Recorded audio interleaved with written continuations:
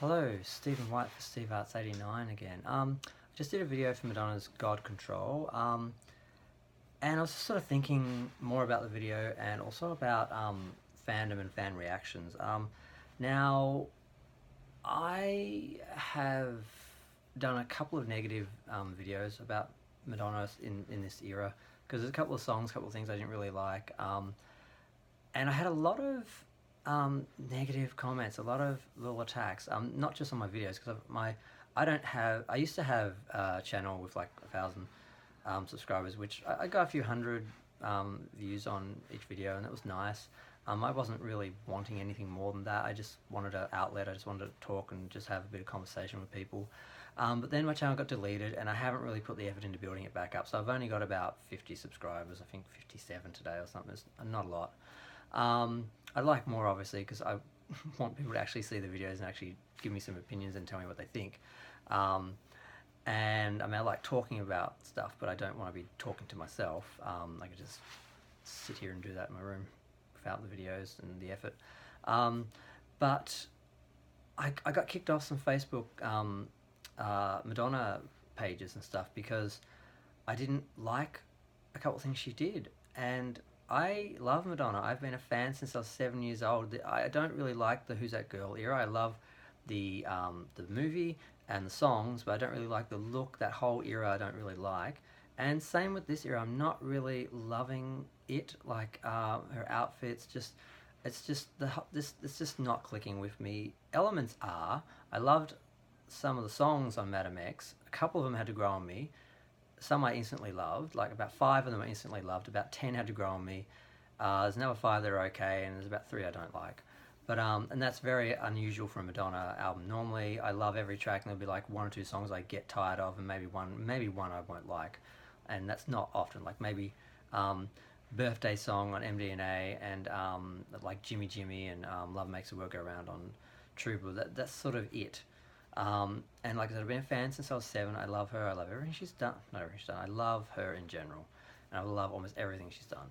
And I've always supported her. I've always defended her. And when I went to the Madame X album sort of launch event thing in Melbourne, people were asking me what I thought of the album.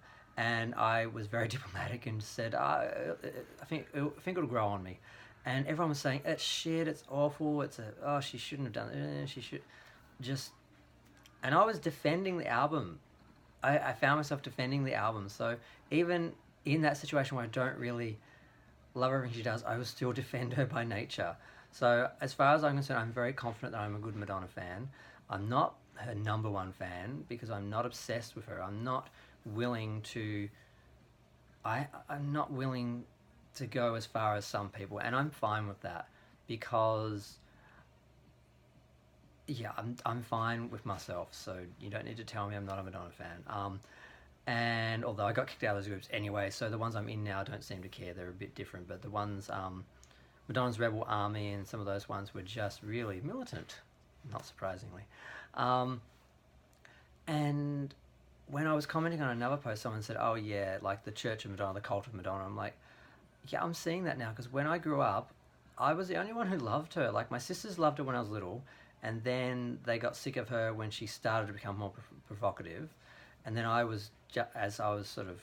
became the fan then, and I was sort of her champion and always the one bringing her up and all that. And I didn't really have any friends who liked Madonna until I was a lot older. Just a few years ago, I found a friend who liked Madonna, and we would always talk Madonna, and I'd always, like, something, whenever she did something, I'd message him and that, and it was nice. Then when she came to tour for Australia in 2016, there were a lot of... I met a lot of her super fans and a lot of just general fans that all came together, because in those hours that we were all waiting for her to get on stage, people were able to bond and talk and share their stories, and it was really an interesting, surreal sort of experience, which I don't normally have with concerts, really. And I really enjoyed meeting these people, and I still talk to a lot of them. I got a lot of Facebook friends and a couple in-person friends, and it was interesting because they did love her, and they were reasonable, and I thought, okay, Madonna fans are great. And then Madame X came around, because Rebel Heart had kind of passed. I didn't spend a lot of time online talking about it before I met the people at the concert, and the concert's sort of the tail end of the era, really. Sort of the main event, but it still is sort of where it ends.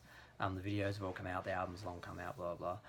And with Madam X, and also because I was very happy with how the ticketing was done, I missed out basically because I wasn't prepared to pay all that money and travel halfway around the world if I couldn't choose my fucking seat and decide where I was going to go. That if someone's deciding for me and deciding on whether they like me or dislike me, or if they think I'm a super fan or not, or if I'm rich, or if I've got enough money, or if I've gone to enough concerts, all the sort of politics of that side of it, like people actually sitting there in her little group deciding who's going to sit where and who's going to be in the front row or who's going to be in what seat.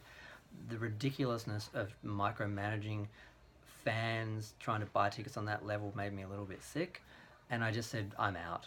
I had a great time on the Rebel Heart tour. It was a dream come true, and I've seen her in a small theatre for the Tears of a Clown, and I was right up close for the Rebel Heart. I was right in front of the Heart stage. I was on the barrier like 3 times. She was giving her flask to Molly, who was next to me, and I could have almost touched her. She was that close. So I don't need to do the theatre thing. I've been up close. It's okay. And I don't need to, like an addict, I don't need to keep repeating it and chasing it. I've had it. That was great. If I get a chance to do it again, awesome. But I don't need to keep chasing that. It's like there's this... Madonna for me is a 60-year-old woman who's had a great career as an artist, producer, musician, singer, dancer, all that, and she's brilliant. I love her, but that's what she is. She's a person who works in the arts. She's not... I joke that she's a god and we should treat her as such. She's a queen, all that, but she's just a person. She's just a person who has been very lucky to have the talent and the determination and the drive to grasp the opportunities that she had at that time and make what she did out of her career.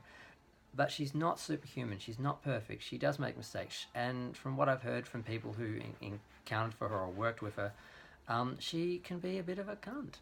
And I don't know if I'd actually want to really work with her or know her in person. But I don't know. Sometimes people don't get the attention they want and they tell nasty stories. But I've heard so many over the years that I don't think... I think that's part of her persona, and part of her anxiety would be if she did just settle down and be nice, that she wouldn't have her edge. So I think she thinks being a bitch is an edge. I don't know, but I just find it really bizarre that these people cannot tolerate any criticism or and there's no conversation without criticism or analysis. There's no conversation. Just, oh, it's the greatest thing in the world. She's the best thing in the world. It's the greatest hit ever. That's not a conversation. You don't learn anything from everyone kissing each other's ass and telling everyone she's the greatest thing ever. That's not interesting to me. I want to know what people think of different elements of it. Either like it or don't like it. Even if everyone loves it, you can still examine different areas or things that worked or didn't work for you. And it drives me insane that all these people are just... It's just this Trump era mentality where you're either for or against. You're either a hater or you're a lover. You're a hater or you're a fan.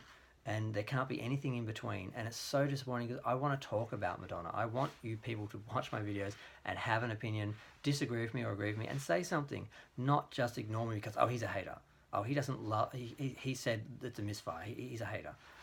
That's what I've gotten from people. And even some sort of friends who I sort of thought were... It's just... And it's a lot the same with Star Trek. Like Star Trek Discovery divided the community there, and you hate it or you love it, and there's no in between, and it's ridiculous. You don't learn anything from being on one side shooting at the other and firing, it's driving me a little mad. And I just wanted to make a video about that. Like I said, I love the video. I do love the video. I don't know if I said that, but it just undermined itself for me because the most powerful element of the song, of the video, was up front and just seemed to be forgotten with the rest of the video, and stuff was put on top of it. And the video ends with Madonna sitting with her face in her hand in her face in her hands, crying, in despair. And I'm like, that's not empowering. That's not...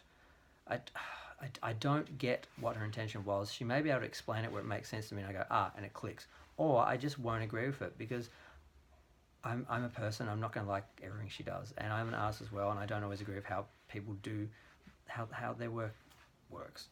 So I just want to make a video about that. I do love Madonna. I do support her. I'm buying the video on iTunes I bought all the other ones. I bought multiple copies of the album. I've got more than just that. That's a poster from JB, and the 2-disc edition. So yeah, I don't know. I mean, I doubt many people are going to watch my video. I mean, I've had a couple of flukes that got a couple of thousand or so views or more. But mostly they just get a couple hundred. So I only get a few comments, but most of them are negative, saying, "Oh, you're a Madonna fan?